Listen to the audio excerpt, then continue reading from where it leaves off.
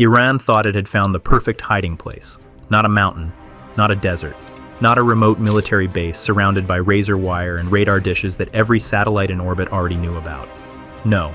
Iran's nuclear scientists were working inside a compound hidden in a park, surrounded by walking trails, nestled beside an equestrian club. On the surface, nothing more than a quiet corner of northeast Tehran, where horses graze and families take afternoon walks. Iran's main weapon in both attempting to deter Israeli attacks and punish any Israeli attacks directly on Iran. Meanwhile, Israel claims that it has destroyed what it calls a secret Iranian nuclear facility near Tehran. The Israeli army says that since it began the war on Saturday, 300 Iranian missile launchers have been destroyed. The IDF adds that it's the Israeli Air Force that has destroyed 300 launchers. Beneath it, buried into the hillside behind high walls and guard towers, the most critical secret Iran was keeping from the entire world. A facility where Iran's top nuclear scientists were quietly, invisibly building the final piece of the nuclear bomb. And on March 3rd, 2026, it simply vanished. The buildings above ground, reduced to rubble. The structures revetted into the hillside, cratered. The scientists who walked through that compound believing they were invisible to the enemy, gone. The secret that Iran spent years constructing and months hiding after the June 2025 war destroyed everything else. Erased in a single night by Israeli fighter jets that, according to the IRGC's own most stunned commanders, should never have known it existed. But before we reveal exactly what was inside that compound and exactly how Israel found it, we must first understand the breathtaking audacity of what Iran tried to do, because the full story of Minzadeh does not begin in March 2026. It begins 9 months earlier in the smoldering ruins of Iran's nuclear program, when Tehran looked at the devastation around it and made a decision that would become its most catastrophic miscalculation. Go back to June 2025. Israel's Operation Rising Lion and America's Operation Midnight Hammer had just concluded. Israel's bombing campaign destroyed dozens of sites relating to nuclear weapons development, essentially shutting down that side of Iran's nuclear coin. The enrichment halls at Natanz, hit repeatedly. The Fordo underground facility, struck by US B-2 bombers with massive ordnance penetrators. The SPND headquarters, the nerve center of Iran's entire nuclear weapons development organization, obliterated. The IAEA confirmed the Natanz fuel enrichment plant was hit. The Isfahan nuclear complex was struck. The Lavisan 2 campus, home to Iran's nuclear weapons research, was destroyed. The United States and Israel stood before the world and declared Iran's nuclear weapons program finished. They were wrong about one thing. Iran was not finished. Iran was merely hiding. After the June 2025 war, Iran's nuclear scientists, the ones who survived, did not stop work. They moved. They dismantled what remained of their most sensitive equipment. They packed it into vehicles, and they drove it, not to another known military facility where satellites were already watching, but somewhere no one would ever think to look. Somewhere with no military markings. Somewhere the IAEA had never visited. Somewhere surrounded by parkland and horseback riding trails on the outskirts of Tehran, on the Sohanak Road, unremarkable from the sky and invisible to every intelligence agency on Earth. Or so they believed. The compound the IRGC selected for this most secret of operations was a site later identified by the Institute for Science and International Security as surrounded by a high wall with guard towers, containing 2 clusters of above-ground buildings with long winding roads leading to a series of structures built directly into the hillside. Not a missile base, not a uranium enrichment hall, just buildings, some above ground, some buried into the slope, hidden inside a recreation area that included a nearby equestrian club, a horse club. Iran was conducting nuclear weapons development next to a horse club. And the disguise was so complete, so deliberately ordinary, that satellite imagery going back to 2005 showed nothing alarming. The site had been hiding in plain sight for years. Inside those buildings and inside those hillside chambers, a group of Iran's most elite nuclear scientists were working on a single, specific, terrifying objective. According to Israeli ambassador to the United States Yechiel Leiter, this underground facility was where Iran intended to pair nuclear-enriched uranium with a ballistic missile delivery system, not just enrich uranium, not just build centrifuges. Pair a nuclear warhead fitted to a ballistic missile. The 2 separate capabilities, the bomb and the delivery vehicle, being brought together into a single weapon at this hidden compound beneath the hills of northeast Tehran. The IDF stated it plainly. A group of nuclear scientists operated covertly at this site to develop a key component of the nuclear weapon system.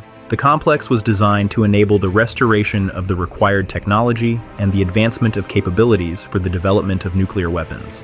And Ambassador Leiter added one sentence that made every defense analyst in the world go cold.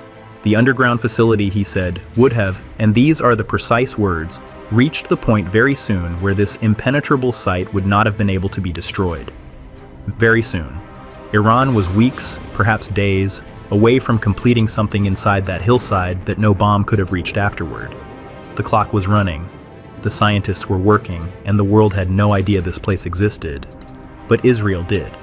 And here is where the story becomes something that the IRGC's most senior commanders genuinely cannot explain, because the intelligence operation that found Minzadehai is not a story of satellite imagery, or signals interception, or cyber attack. It is something far more intimate, far more penetrating, far more devastating to a regime that had just executed over 700 people for spying and launched the most aggressive internal security crackdown in decades. IDF intelligence followed the scientists. That is it. That is the sentence that explains everything. After the June 2025 war, the nuclear scientists who survived, the ones Iran was counting on to rebuild its program in secret, were being watched, not from satellites in orbit, not from signals intelligence stations hundreds of kilometers away, being watched personally, their movements tracked, their routes monitored, their destinations logged. Every time a nuclear scientist climbed into a vehicle in Tehran and drove toward the northeast of the city, Israeli intelligence noted the destination, and eventually, the pattern became impossible to ignore. They were all going to the same place, a place beside a horse club, a place that looked like nothing, a place that was everything. IDF intelligence continued to follow the scientists' activities and located their new place of operation at this site in a manner that enabled a precise strike on the covert underground compound. The scientists thought they were invisible, but every time they drove to work, they were drawing a map that led directly to the place Iran had built to survive the next war. And on the night of March 3rd, 2026, 4 days into Operation Epic Fury, Israeli fighter jets followed that map to its endpoint and erased what was at the other end. Satellite imagery captured by Airbus on March 4th, 2026, the morning after the strike, showed notable destruction within the heavily secured area. 2 clusters of above-ground buildings were reduced to rubble. A crater was visible on the hillside, where a structure had been built into the slope. The compound that had hidden inside a park for years, that had no military markings, that was surrounded by walking trails and a horse club, that Iran had moved its most precious nuclear assets into after the First War, was gone. Overnight. Without warning. Without the IRGC having any idea the location had been compromised until the bombs were already falling. And the IRGC had no answer for this, because Iran had just arrested over 700 Iranians accused of spying for Israel after the June 2025 war. It had executed 2 men accused of meeting with Mossad. It had launched the most ferocious internal security crackdown in a generation, creating a culture of fear so deep that surviving nuclear scientists reportedly requested replacement bodyguards because they did not trust the ones assigned to them. Iran believed it had sealed every leak, sanitized every compromised site, built a security perimeter so dense, so paranoid, so absolute, that no intelligence agency could penetrate it. And then Israeli jets bombed the horse club. The IDF's chief spokesman, Brigadier General Effie Defrin, stood before the world's cameras and said it. The secret nuclear headquarters was destroyed, a place Iran had not declared to the IAEA, a place the world did not know existed, a place where the component that bridges the gap between enriched uranium and a deliverable nuclear weapon was being assembled. Destroyed, not damaged, not disrupted, destroyed. And the key component that the scientists inside it were building, the piece that would have eventually been mounted on a ballistic missile and given Iran its ultimate strategic deterrent, gone with it. But there is a layer to this story that cuts even deeper than the destruction of one facility. Because Minzadehai was not Iran's only secret. It was not the only site that Iran moved its reconstituted nuclear work into after June 2025. The IAEA confirmed strikes on Natanz and Isfahan in the current campaign. The Institute for Science and International Security identified damage at the Lavisan 2 Mojde complex, the SPND's administrative headquarters, where Iran had recently begun rebuilding the very facilities Israel destroyed 9 months earlier.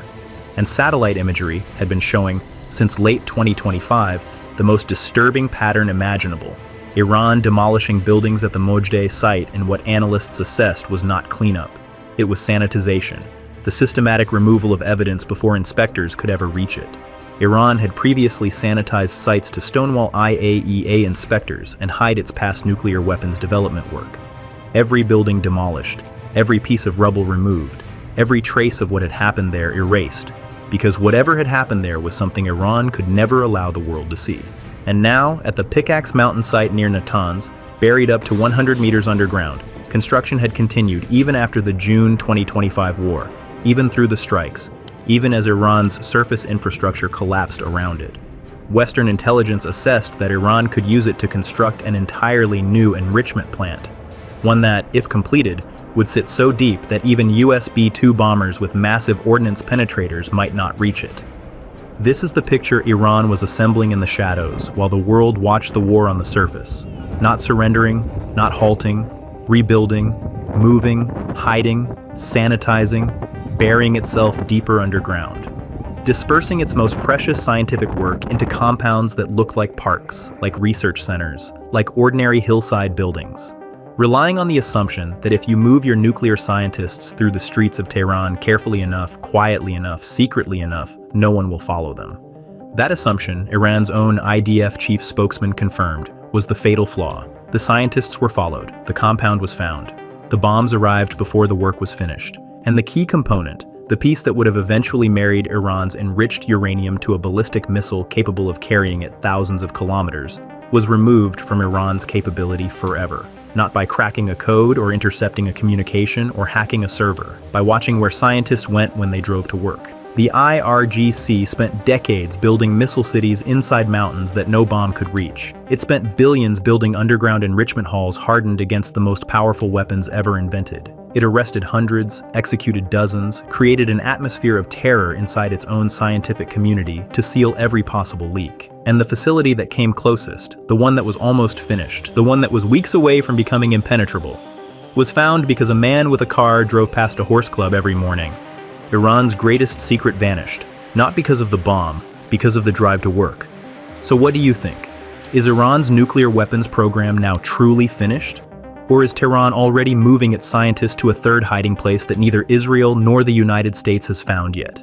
And if they are, what does Iran use to hide it this time, now that it knows its own scientists were the map? We look forward to your comments.